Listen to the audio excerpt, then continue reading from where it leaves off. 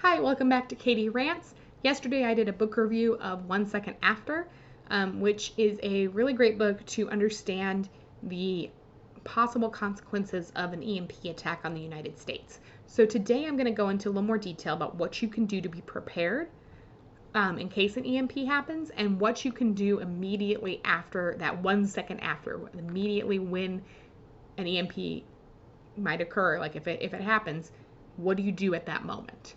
Okay, so what are the first most important things to do? So the first I want to talk about how to get prepared. So what an EMP will do, if one is set off, and especially if one is set up in the upper atmosphere and it's targeted to shut down the entire United States, which is the scenario in that book. And if you want a little bit more on that, check out my previous video from yesterday.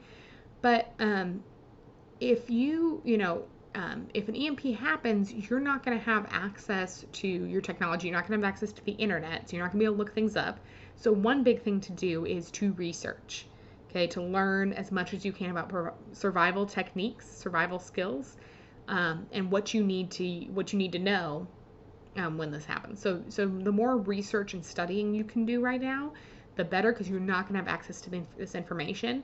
And if you're somebody who can watch a video and you can keep that in your head and you're going to know it, great. But if you're not, take notes in a notebook, and if you do type up notes, print them out regularly. Don't wait until oh, I'm going to type up all the notes and then I'm going to, because what if the EMP hits before you're done? So making sure that you have things on paper. And that also that you have some prepping supplies together. So we'll talk about that in a second. So depending on where you live and what your options are, generally speaking, for prepping, if you're somebody who, you live in the city, but you've got a bug out location, great.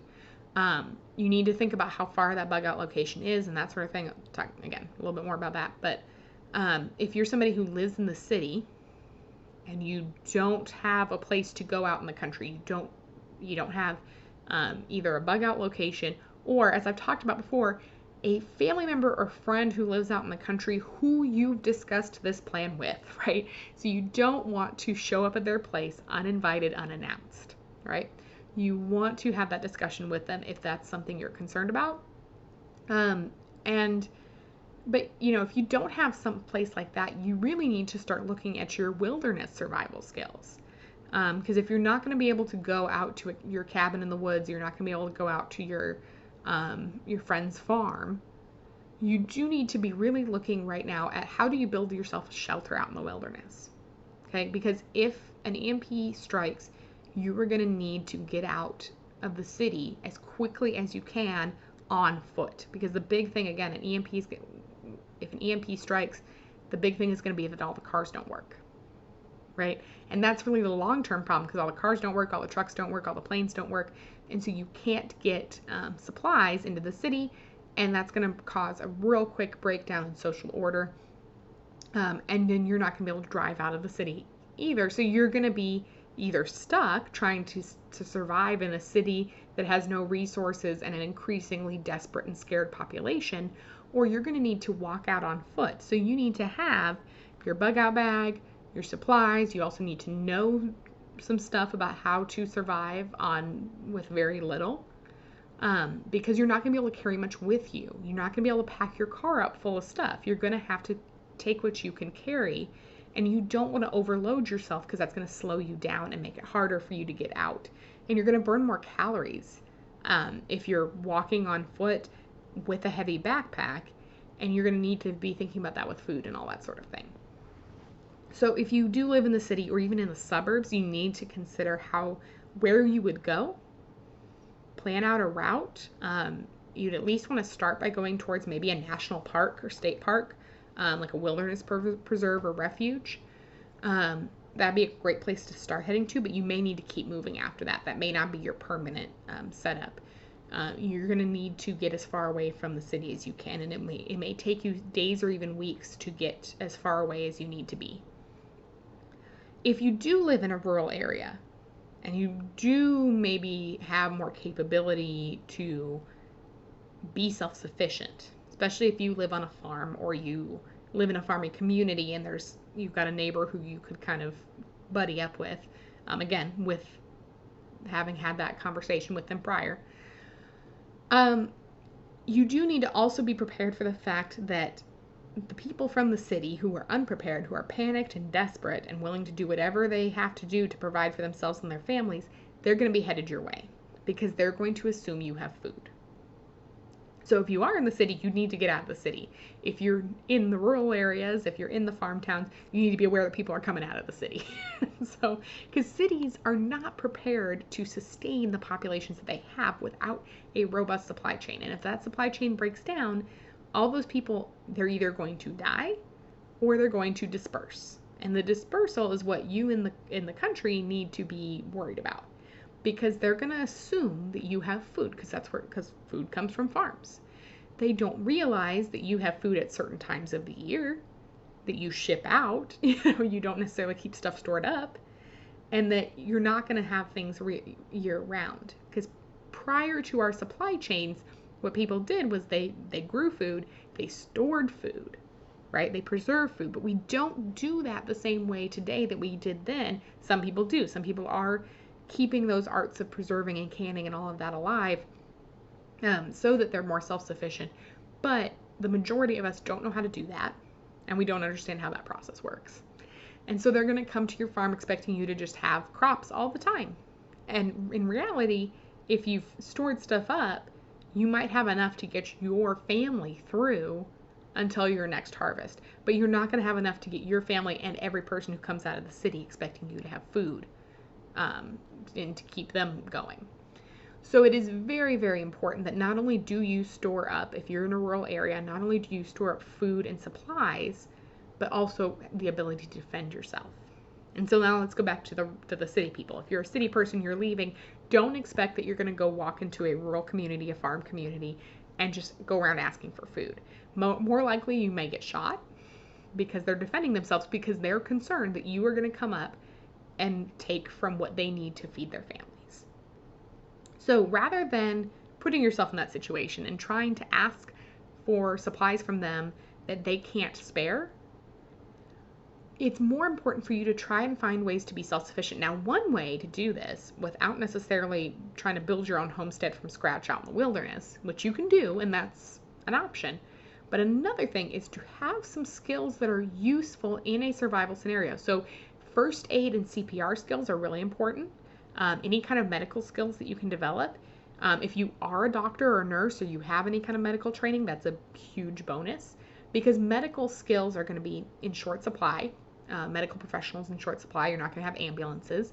And so you may be able to go into one of these rural communities and say, hey, here's the skills that I have, and you may be able to trade skills for food. Another thing too is if you get really good at identifying wild plants, especially medicinal plants, and you're able to use medicinal plants to essentially create medicines or treat conditions, if you have that skill or that knowledge, that also will make you valuable.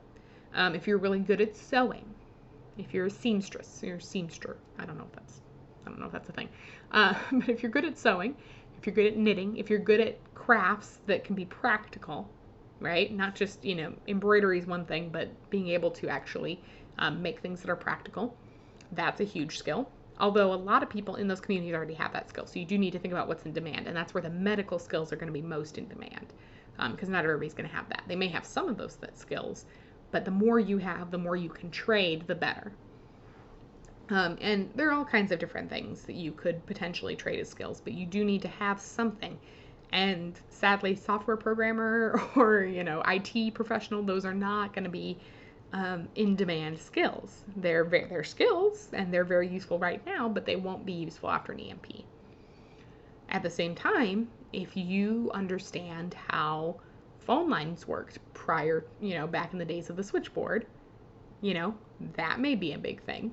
If you're able to help retrofit phone lines to be able to take calls again, if you understand how steam-powered engines work and know how to build one, those are all key skills that you could use and have and help, benefit a community in exchange for them providing you with food. So if you are not going to go build your own homestead, if you're not going to go grow your own crops and hunt your own food, you do need to make sure you have skills.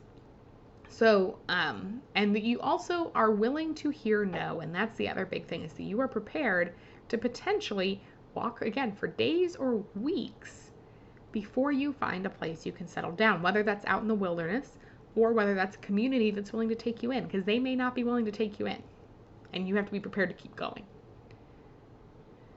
So all of this said, we have all, we need to have things in place. We need to have supplies in place, especially if you're in the rural area and you're going to be staying put. If you're going to be on the move, you need to have a very light backpack that has just the bare essentials. I would recommend a water filter, like a portable water filter that can be used to get yourself fresh water rather than trying to carry enough water to get you through, because you can't do that. So having a portable water filter is huge. Having small, compact, lightweight food supplements that will give you the nutrition and some of the calories and sugar essentially to keep you going. You might be running off your own fat reserves for a little bit, but having something to help keep you going, and having the supplies to be able to, and the knowledge to be able to find, trap, forage for your own food. So those the more knowledge you have and the more multi-purpose tools you have that can help you get what you need rather than trying to carry a bunch of supplies with you. And again, if you're in the rural community, having things stored up. Another thing too is after the initial, EMP, after everything initially breaks down, you want to, as quickly as possible, start planting.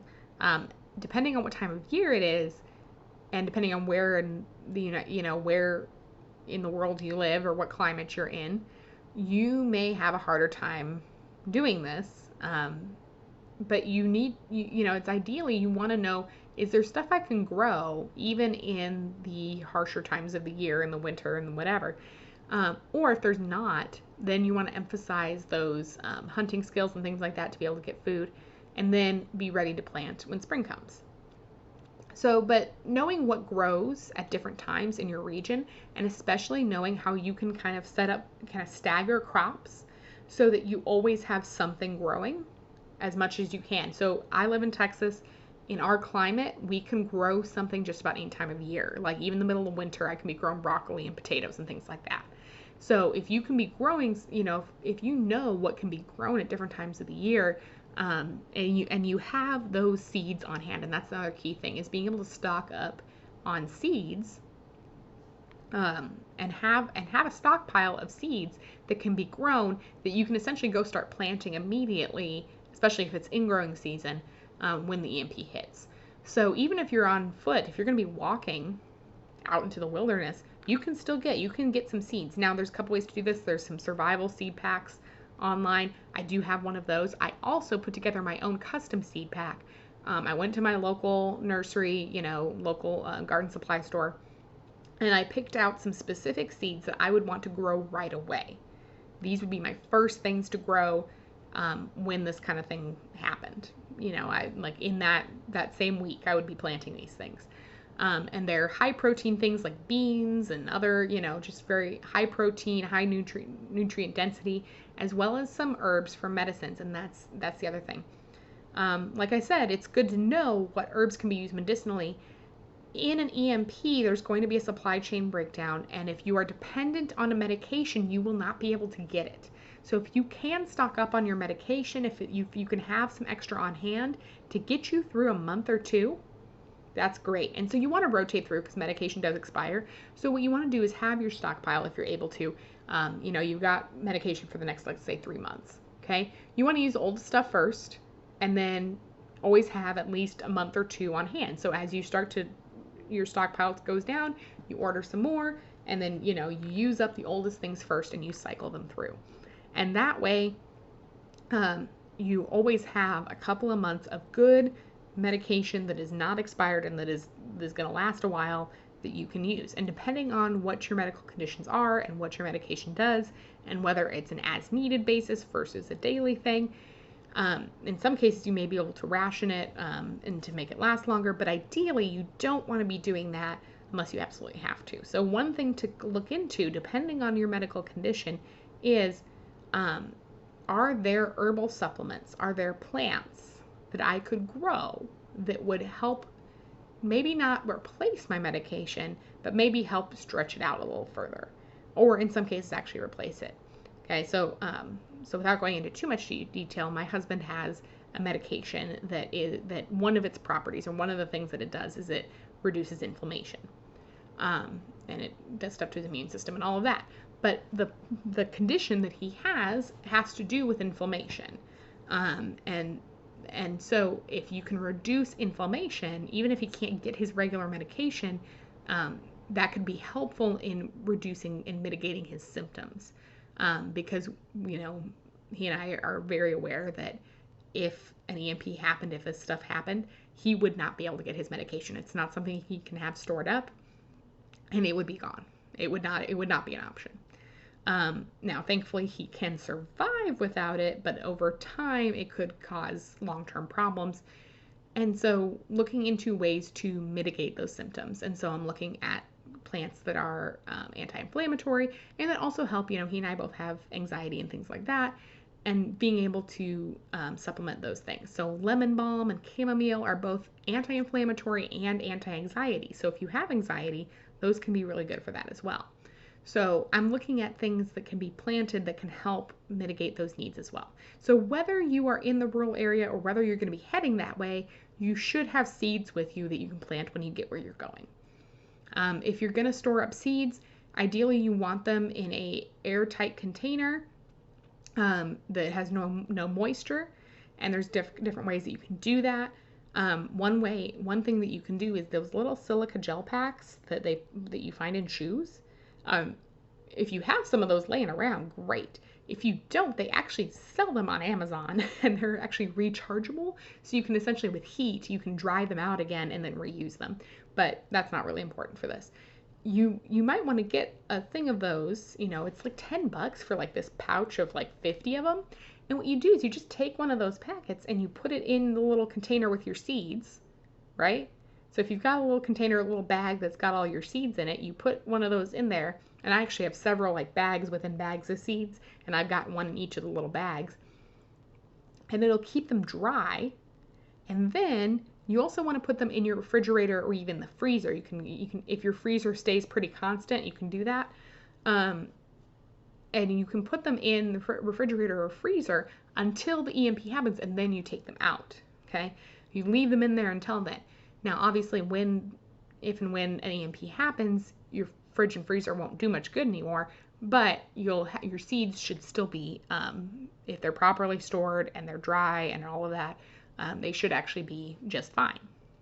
And then you take them with you wherever you're going, or you go plant them if you're already at your location that you're going to be. So having those seeds is a really key thing no matter what your situation is, because you are going to have to start planting or you're going to be working on somebody else's farm. So like farming is going to be the only way you're getting food. There's going to be no grocery store, hunting and raising livestock, that's the only other thing. So being able to go out and plant stuff right away, that is really key. So now I want to talk about what happens when the EMP strikes. Now, or if and when, we're assuming that an EMP is going to strike. What do you do in that moment? So the first thing to do is distinguish an EMP from a power outage. You don't want to go into panic mode and activate all your preps and start bugging out for a power outage. Okay? So the first difference that you're going to notice, if the power goes out, what you want to do is pick up your phone, or your laptop, or your other mobile electronic device. Because if it's just a power outage and you're generally keeping your phone charged, your phone's going to be fine. So you want to pick up your phone and say, okay, my phone turns on. Good. All right. My phone turns on. My laptop turns on. It's just a power outage. Okay. If your phone's dead and your laptop's dead and all your other battery powered electronics that aren't plugged in and that don't need the power to be running to work, if they're all dead, it might be an EMP. Again, not necessarily panic time yet. Could be a coincidence, whatever. Could be local. So that's the other thing. So now what we're going to do is we're going to go outside to the closest road, or especially highway, and look for cars. If cars are still running and traffic is moving like normal, it's not an EMP. If cars have stopped, crashed, or are crashing, it might be an EMP. Okay, so you have you go out to the highway, you see a whole bunch of cars are crashed. That's your big signal that this is probably an EMP. A third thing to do, if you're just like, I don't know, if you do have an old radio that runs on tubes rather than circuits, okay, you might not have one, but you might be able to pick one up from a store or something like that, and you can power it up. Okay, if you can have a battery or something that's shielded, whatever, and you can get that running. Now, one option too is if you or somebody has an old car that it can withstand the EMP, then you can get there. But if you're able to have a radio that can still function, you want to listen to see if you hear anything, because in the absence, when the regular radios shut down, you'll be able to hear radios from further away.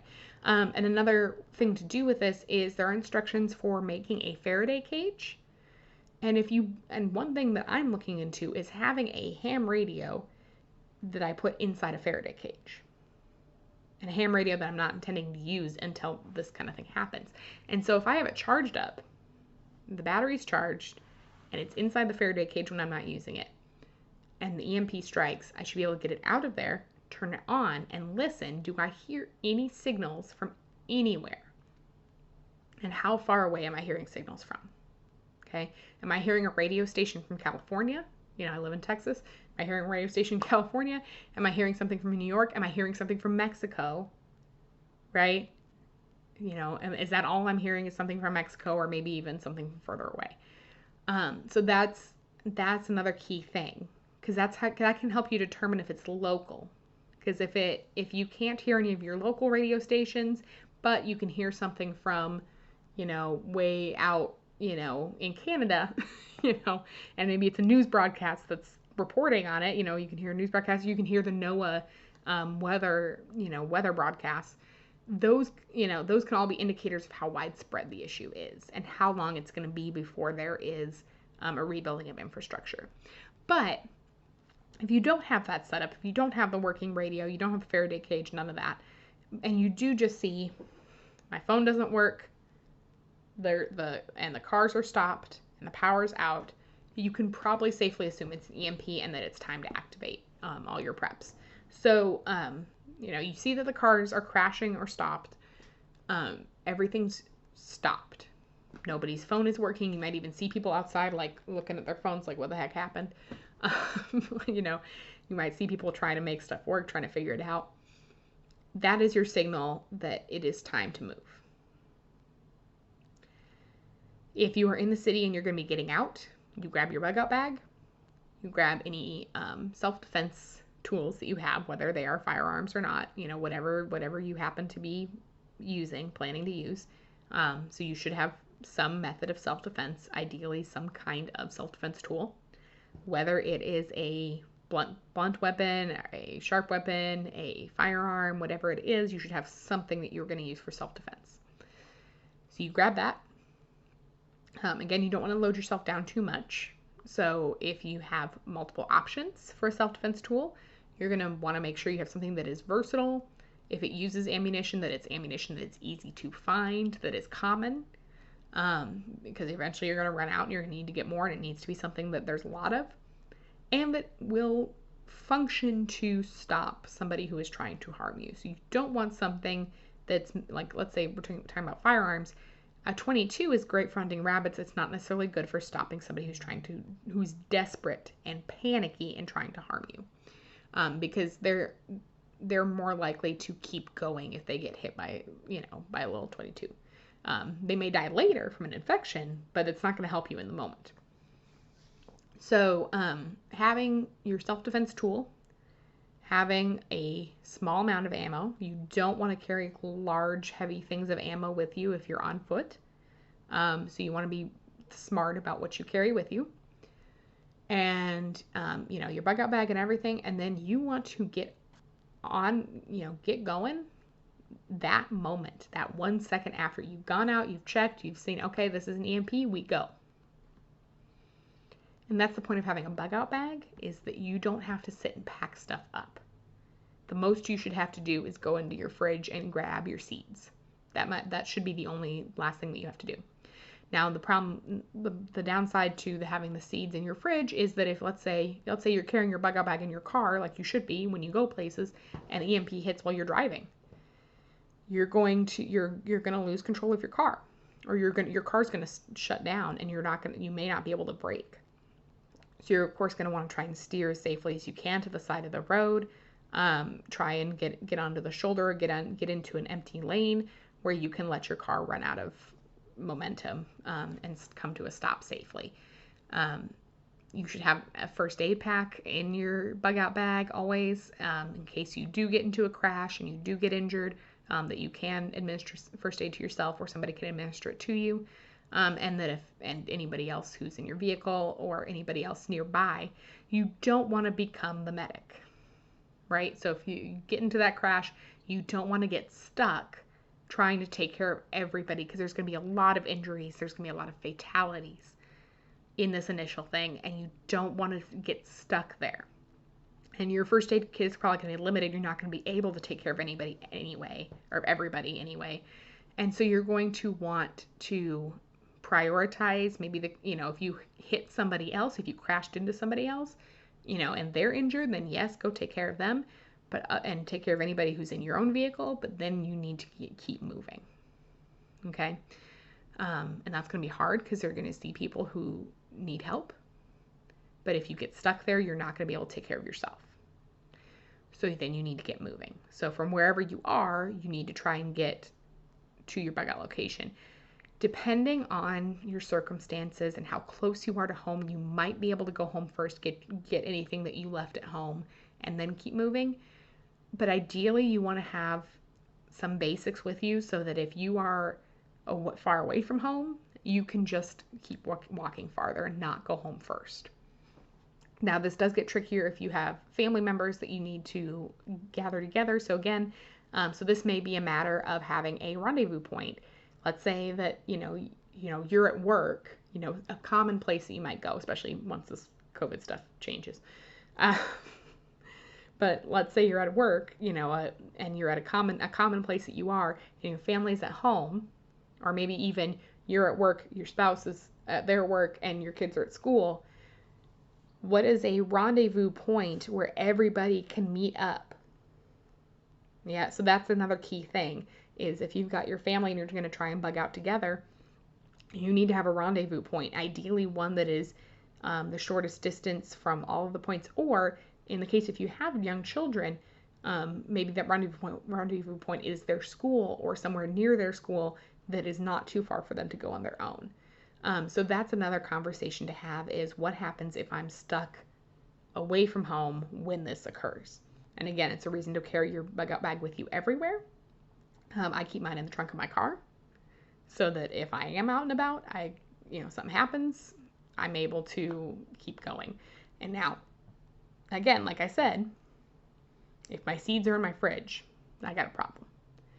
So part of that too is, working with my husband, like if I'm at work and he's at home, or if he's at work and because his office is further from our home than our he would have to essentially pass our home to get to our bug out location.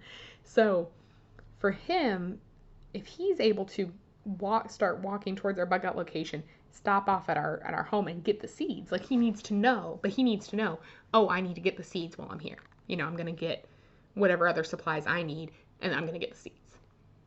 Whereas then I'm going to head straight to the bug out location, because I'm not going to go all the way back to my home, probably through the city, going through town, through all the panic to get to my home, get my stuff, and then walk to my bug. That's not practical. I'll be closer to my bug out location from my work than I would be from home. So that's a really key conversation to have as well. But if you are in the rural area and the EMP happens and you know that it has happened, that is a time to go inventory your supplies. Make sure you know what happened or what you got. Talk to your community about a plan. One big thing to do if you've got a lot of meat that's stored in a freezer or a fridge, look up recipes for pemmican. Look those up now. That's part of the research part of the preparation part. And take the meat that's going to spoil, because it was in the fridge or it was in the freezer and it's not going to last much longer. Dry it over a fire basically, or in the sun if it's hot enough. And it's not humid. Like if it's hot and not humid, you might be able to dry it in the sun. Otherwise, dry it over a fire. Get it super, super dry, grind it up, mix it with melted fat, and you make pemmican, which will last for a lot longer.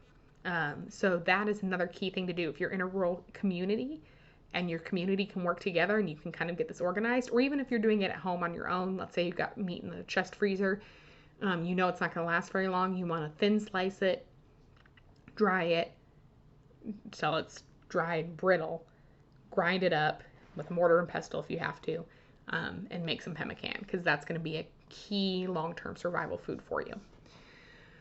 So I hope, and there's a lot of different things. There's so much to go over. So I hope this was helpful, and really do your research, but really just start to understand what happens if we lose, everything electronic that we have, not just our power, but all of the stuff we've got, right? Everything we've got, cars, trucks, our transportation systems, our supply chains, everything.